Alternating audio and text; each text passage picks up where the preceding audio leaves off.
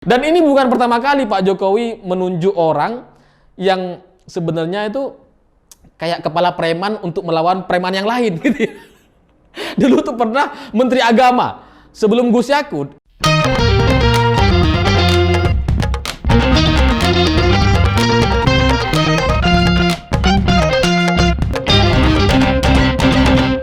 Selamat malam para mantan, selamat malam untuk semua harapan yang tidak sesuai dengan kenyataan.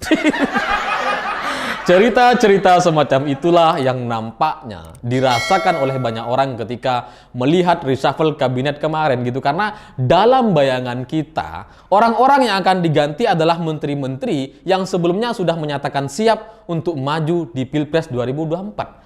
Karena Pak Jokowi kan udah pernah tanya kepada semua menterinya, siapa saja yang akan maju di 2024. Yang menjawab siap adalah Prabowo Subianto, Sandiaga Uno, Erick Thohir, dan Erlangga Hartarto. Maka ketika kita mendengar ada berita atau isu reshuffle, maka dalam bayangan kita yang akan diganti adalah orang-orang ini. Tapi ternyata kenyataannya mereka nggak ada yang diganti.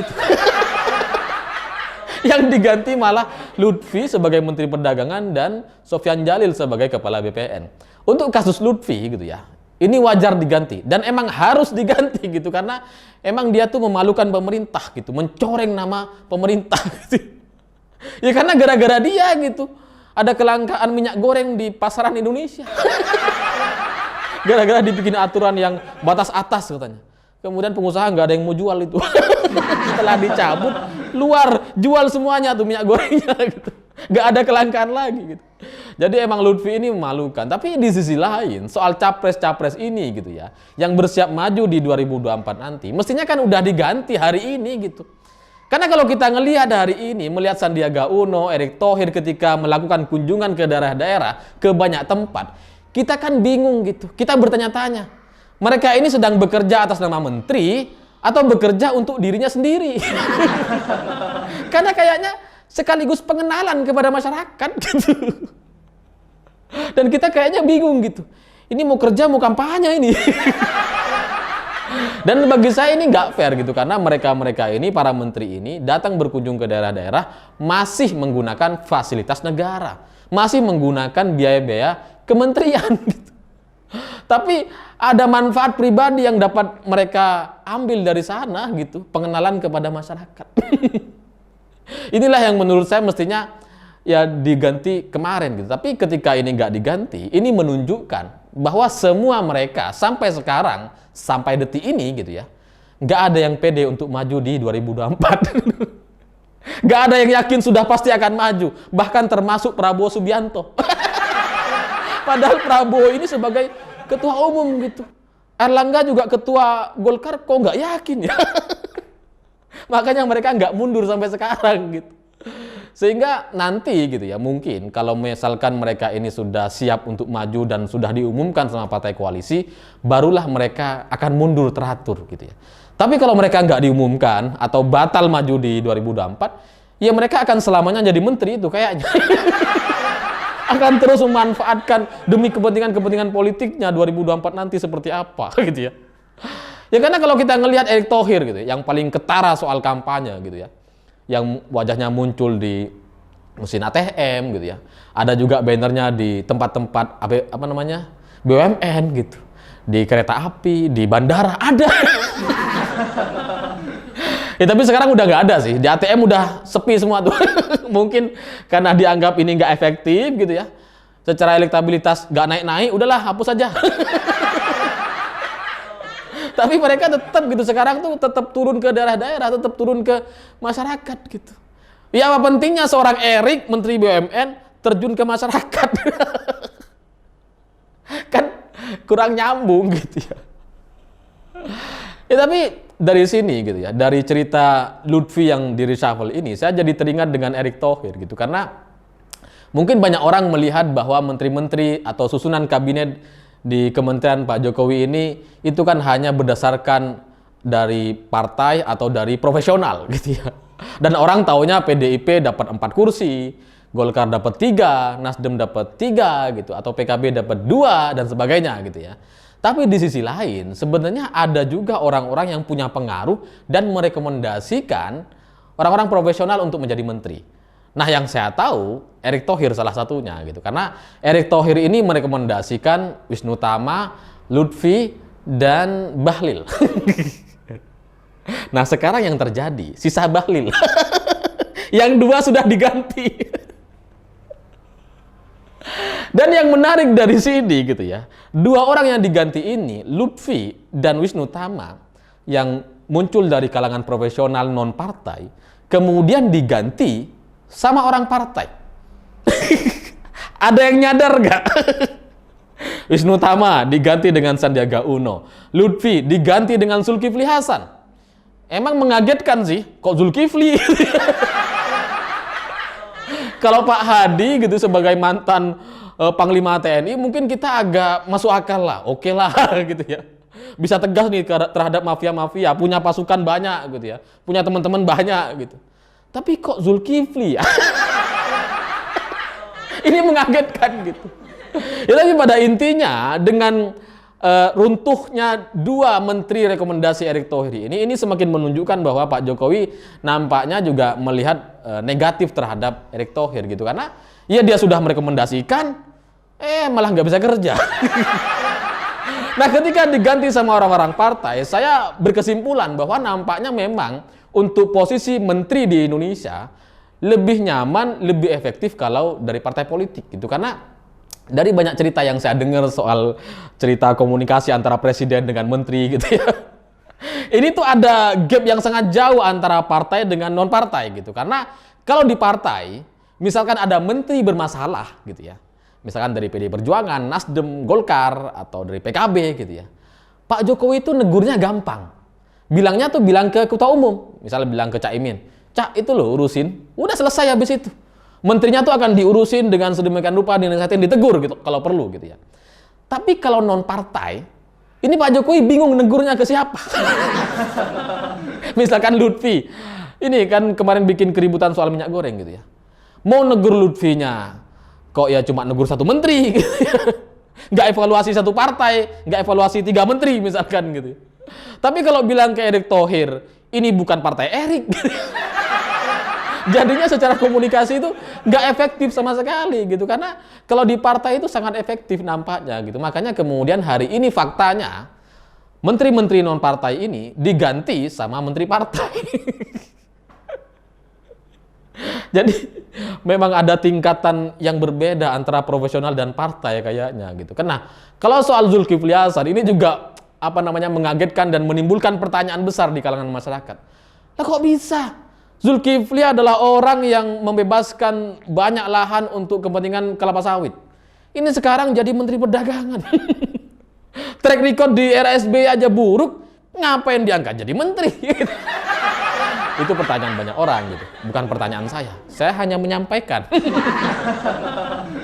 Ya, tapi dalam logika saya gitu ya, ketika Pak Jokowi ingin memasukkan menteri dari partai tertentu, maka beliau akan tanya kepada ketua umumnya. Pasti gitu. Misalkan dari PDI Perjuangan, yang ditanya ya Bu Mega. Dari Bu Mega siapa nih yang mau dijadikan menteri?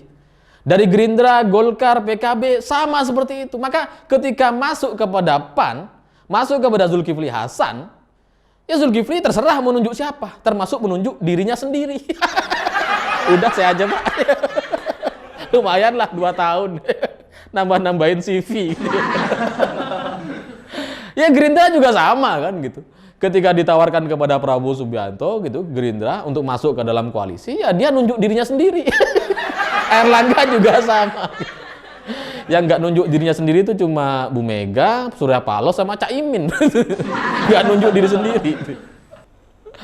Nah, dari sini mungkin juga orang heran gitu. Apa bisa ya Zulkifli Hasan ini membereskan soal urusan minyak goreng gitu.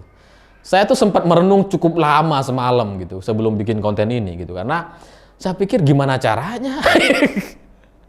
Tapi setelah saya pikir agak lama, akhirnya saya menemukan satu jawaban. Mungkin ini masuk akal gitu. Karena minyak goreng ini kan katanya ada banyak mafianya. Maka dikasihlah posisi orang yang ratunya mafia. Mungkin loh, mungkin. Ini mohon maaf sama Pak Zulkifli.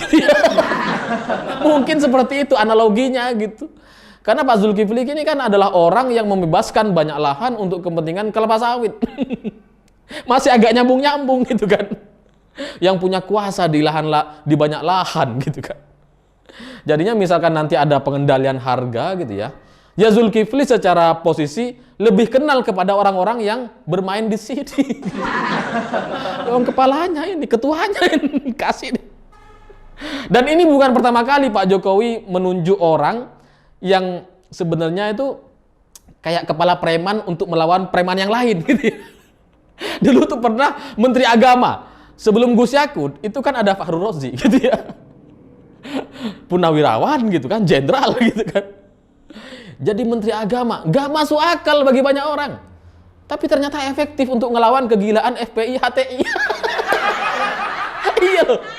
Seandainya Gus Yakut dulu sebelum HTI FPI bubar sudah jadi Menteri Agama, saya nggak yakin tuh negara kita akan sestabil ini. Tapi karena Menteri Agamanya Fakhrul Razi gitu ya, ngelawan orang gila, kasih yang lebih gila. Sama nih, minyak goreng juga sama kayaknya gitu. Ngelawan mafia, kasih ratunya mafia. Ini cuma analogi, bukan beneran. Mungkin kayak gitu. Karena di sisi lain, secara politik ini emang udah nggak ada pilihan gitu. Karena PAN ini kan sebagai partai yang mendukung pemerintah gitu. Ya harus masuk dan harus dapat posisi gitu. Itu juga yang berlaku kepada PSI dan PBB gitu. Karena ya mereka partai yang mendukung Pak Jokowi, ya harus masuk lah gimana pun caranya gitu. Lawang relawan aja yang bukan partai udah dapat posisi wakil menteri gitu. Masa yang partai nggak dapat ya masuk lah harus semuanya.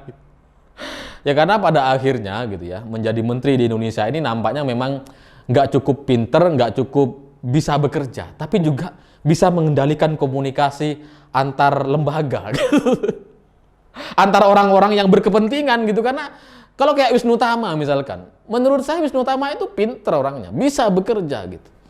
Tapi ternyata kan nggak efektif gitu. Lebih efektif Sandiaga Uno dari partai. Ya tapi pada akhirnya beginilah kira-kira gitu. Sampai sekarang saya melihat bahwa menteri-menteri yang ditunjuk oleh Pak Jokowi itu nggak ada yang seburuk Roy Suryo. Jadi mendingan lah gitu ya.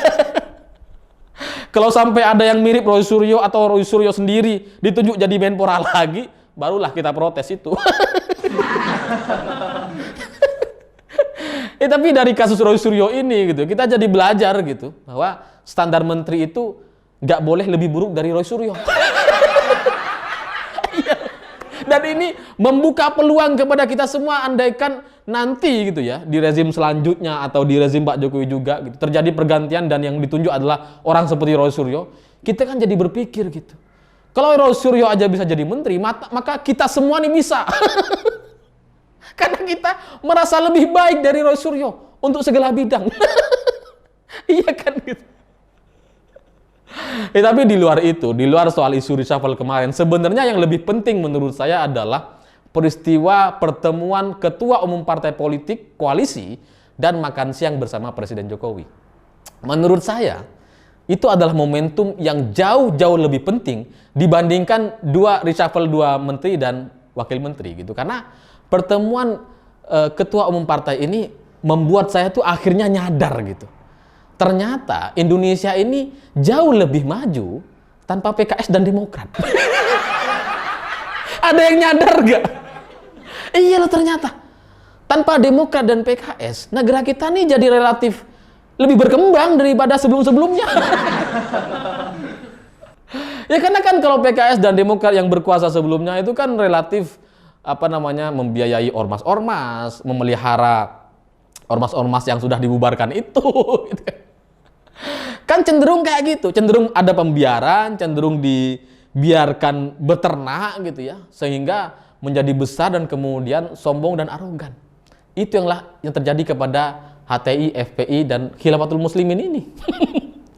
Udah berkembang sejak bertahun-tahun yang lalu gitu. Dibiarin aja. Nah sekarang tanpa mereka, tanpa PKS dan Demokrat, ini negara kita nih jadi lebih bener gitu kerjanya. Maka ketika ngelihat Ibu Mega, Surya Paloh, Erlangga Hartarto, Prabowo, Caimin sekalipun di sana gitu ya, kita melihat wajah Indonesia yang sesungguhnya, wajah Indonesia yang bisa bekerja sama. Ya memang sih, masih ada korupsi di Indonesia di era Pak Jokowi, masih ada. Yang dari partai masih ada. Tapi percayalah, itu tidak semasif cerita soal Demokrat dan kawan-kawannya. Iya kan gitu. Gak kayak Demokrat sama PKS gitu. Yang korupsi malah ketua umumnya. Yang sekarang ini gitu ya. Di koalisi pemerintahan sekarang, kan ketua umumnya aman semua itu. Nggak ada yang korupsi gitu. Ya anak buahnya ada. Tapi ya, yang namanya anak buah pasti adalah yang bermasalah. Yang nggak bisa kita maafkan kan kalau ketua umumnya. Ini kepalanya korupsi, apalagi anak buahnya. Semua berarti itu.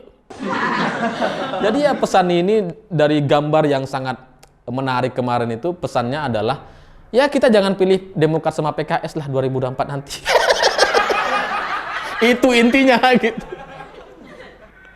Ya karena kalau misalkan ada persepsi jelek soal partai di Indonesia gitu ya, yang korupsi dan sebagainya, tetap aja kita harus tetap memilih yang bisa bekerja gitu. Kalau soal korupsi di semua partai ada. Tapi kan lebih baik partai yang bisa bekerja dan bisa memajukan Indonesia, dan yang terpenting adalah tidak memelihara kelompok-kelompok radikal atau tidak membiarkan kelompok-kelompok radikal berkembang di Indonesia. Dan itulah yang nampaknya sedang terjadi hari ini kepada partai-partai koalisi pemerintahan di Kabinet 2 Jokowi Ma'ruf Amin. Saya pikir itu. Terima kasih sudah menonton. Jangan lupa subscribe, like, dan komen. Begitulah kura-kura.